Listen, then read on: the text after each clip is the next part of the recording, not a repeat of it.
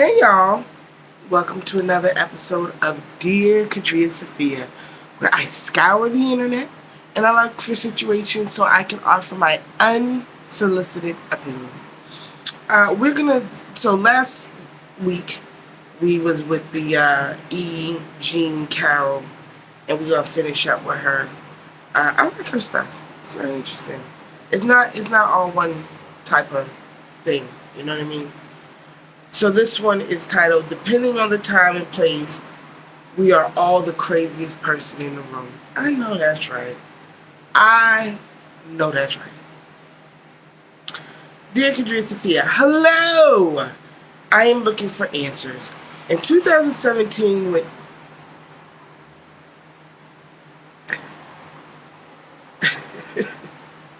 I know this where it's going. This is very interesting. This is why I like this, because I don't even know which way it's coming from. I'm looking for answers. In 2017, when Donald Trump entered office, I noticed a lot of strange things started happening to me and around me. It was like he was trying to send me a message.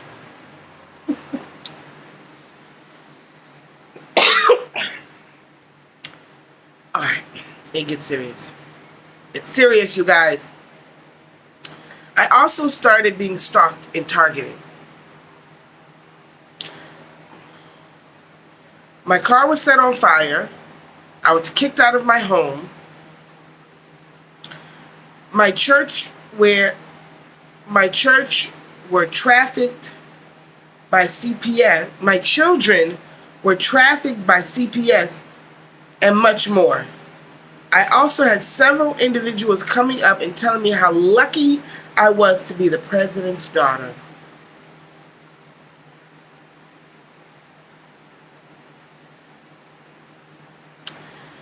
They would surround me with shirts that said Trump everywhere I went.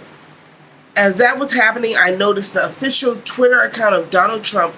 This was before he was kicked off the platform, tweeting things that would be said to me or happening during my day. This kept happening and kept getting worse. I was also sent a bunch of Q videos on my YouTube.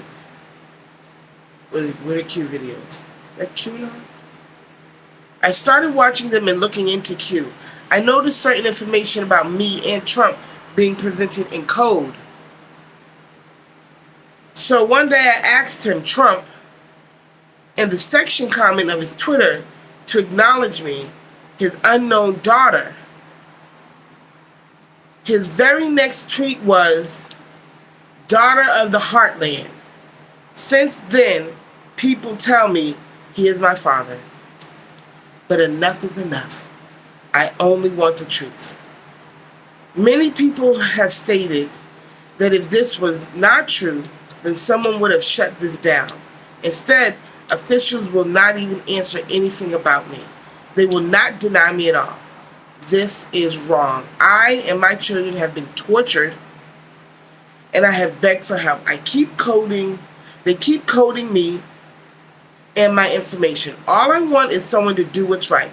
Please contact me at, and then insert her phone number, 555-5555, for more information. I have pictures and stuff as well. I did not ask to be born or to be abused like this. This is a terrorist attack on my very existence. I would like to know who's behind this for them to be held accountable. Thank you. And then she signed with her full name.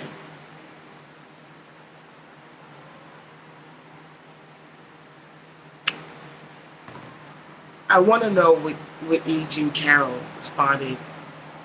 But even though this came out of left and right field, my answer is, incidentally, the same advice, which is get therapy. This is absolute 100% paranoia. All day and all night. From top to bottom. And paranoia is something you can treat twofold. One, medically, with medicine, prescriptions, and also verbal therapy, talking things out. As soon as you hear yourself in front of someone who wants the best for you. And it's tricky for, the thing about paranoia is I would say the number one reason someone with paranoia doesn't go to therapy is because the main objective of therapy is to let that person know this shit ain't true. This ain't true. It's not real. It's not true. It's not like none of this is happening in the ways that you're seeing that it's happening, right?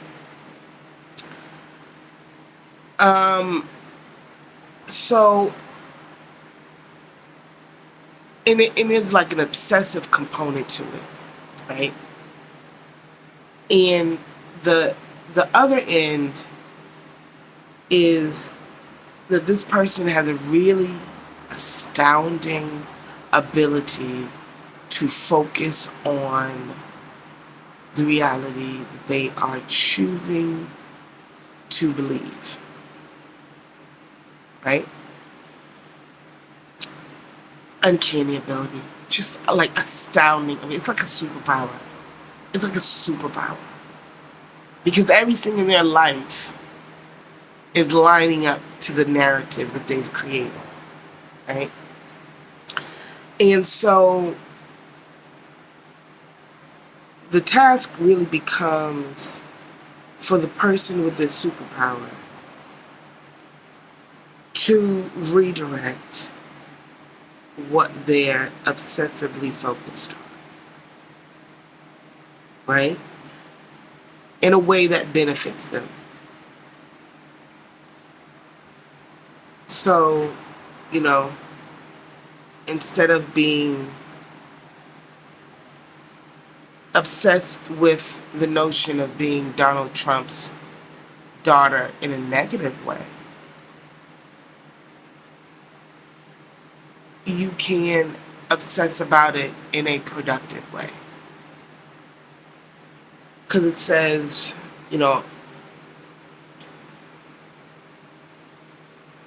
she lost her children, was kicked out of her home, car set on fire. That is, all of that energy is coming from the nervousness of the unknown. Not knowing if you're Donald Trump's daughter, not knowing what that means for you, other people knowing it and not being acknowledged. All of that is part of her trauma story. It's part of the trauma story. And it's layers on layers. You know what I mean? Like that's so. One of the benefits of therapy is getting through those layers, right? And because it's highly doubtful. Well, I'm not going to say that. I'm not going to say that because sometimes when you're paranoid, this paranoia is exhausting her. It's exhausting. It's constant. It's all the time. It's costing her quality of life. And just like addiction, there are moments through your mental illness, there are moments through your addiction when you want better, you want change, you want something else, because it's exhausting. You're exhausted. And it's like, yeah, I know that I'm used to this by now, and yeah, I know. But if for just one moment it wasn't like this, And a lot can happen in a moment. A lot can happen in the moment where you're like, enough. Is a moment where you can look at something that inspires you, to causes you to be curious and find more out. You could meet someone that says something, or you could wander somewhere and something happens, like all kinds of things. So I'm not going to say that, what is and isn't going to happen, because we know that this person benefits from a change. And changes come small and they lead to bigger things, but therapy to find out what's going on, some kind of, I was going to say herbal or medicinal, because some people don't do medicine, but there are people out there who do amazing things with herbs and know amazing things about them and the correct dosage and how long, and so that is available to everyone.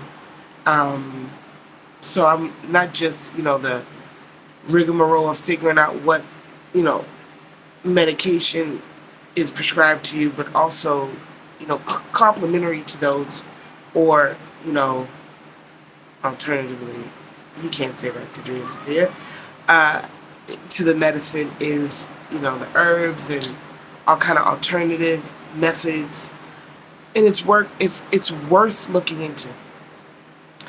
It's worth looking into because that's the way toward healing, is looking into what is going to work for you and doing different things. But one of the things you can do is acknowledge that however your paranoia starts, it's like when the X-Men first became mutants. However it happened, like some of them, when they first became mutants, it was like the power was so unfamiliar, and there was so many negative connotations, that it became a problem, right? That's the very reason Charles Xavier started the school, is so that in the cases where they thought that it was problematic, he brought them in to teach them it's not problematic. It's just you don't know what to do. So that's another method of resolving the paranoia in your favor, is being the leader of the pack and not the follower. Like people are saying, what people are saying, I'm saying, this is what I'm saying. I'm saying I'm Trump's daughter and I get privilege and benefits because of it. That's what I'm saying. I'm saying he has acknowledged me. I'm saying I get, all kinds of ins to places and secret benefits, and I'm lucky because I'm Trump's daughter, and people look out for me because I'm Trump's daughter. Like, you can lead the charge. It doesn't have to be that you're the background voice in your own head. It doesn't have to be that way. And it doesn't have to be a fight either.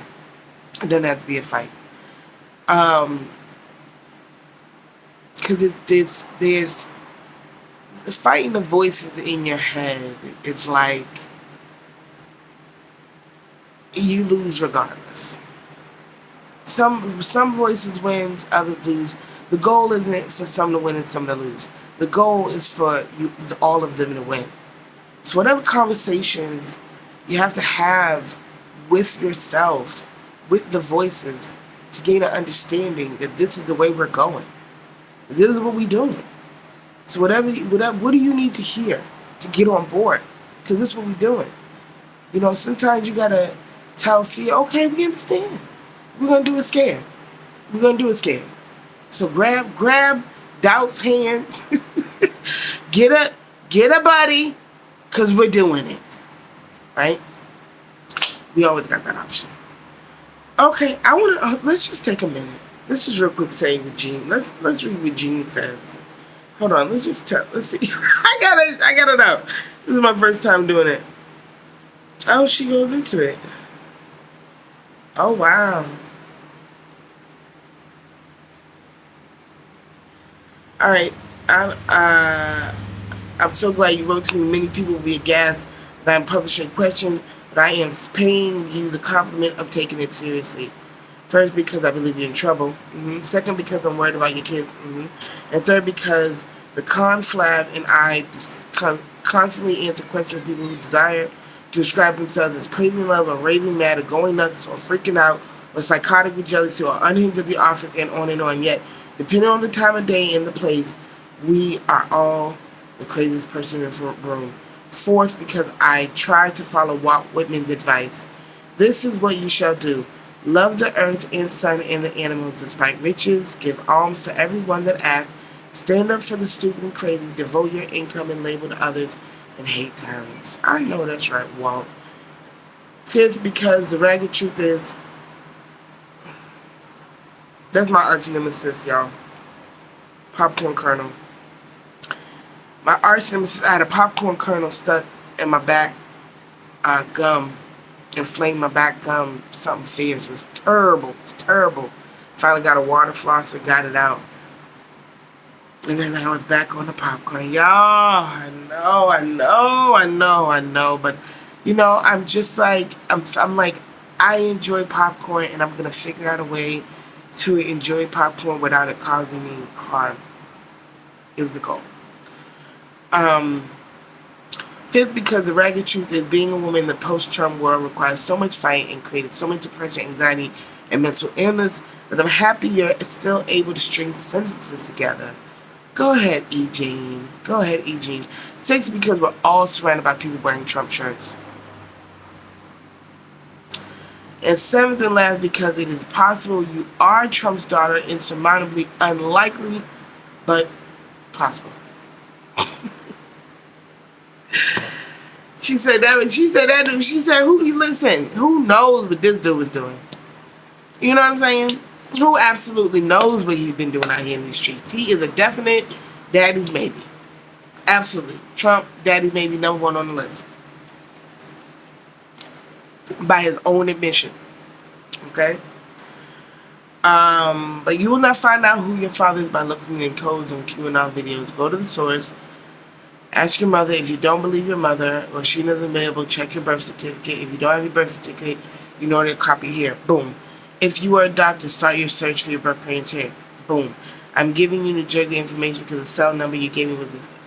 I know that's right. I love this response. I love this response. Excellent. Now listen. You, me, and everyone we know have gone through hell on earth in this pandemic. You feel a terroristic attack in your very existence. Pardon me, I know I'm adding to your pain, but COVID can lead to psychosis. She's good. And I love it. Can lead to psychosis. And if you have pre-existing mental disorder, COVID can make it worse. So, because you want to make certain your children are happy and safe, and no one is in your world who loves you seems to have taken you to get help. We can't say that. We can't say she just didn't report that. We can't say that. We can't say that because she could have been listing the family trying to help her as the much more part. So we don't know that. Okay? But you must take charge of your future. We do know that. We do know that. We do know that. Okay? See a doctor and get better. Or you will hurt someone or yourself. And then she gave instructions. Stop watching the videos. Go to this link for screening services. Make an appointment. Call her after an appointment. And then she put her number.